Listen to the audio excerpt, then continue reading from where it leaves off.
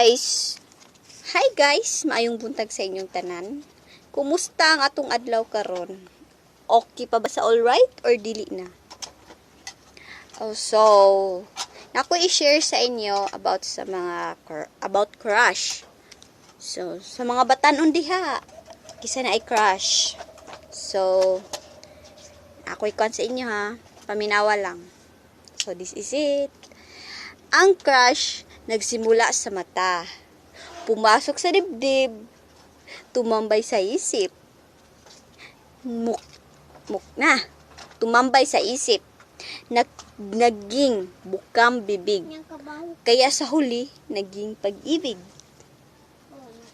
So, sa nahigugma di ay, true love does not have a happy ending.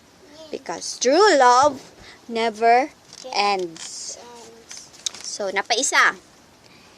There is only one happiness in this life. To love and he love. So, that's all. Maura na akong i-share sa inyo. So, thanks.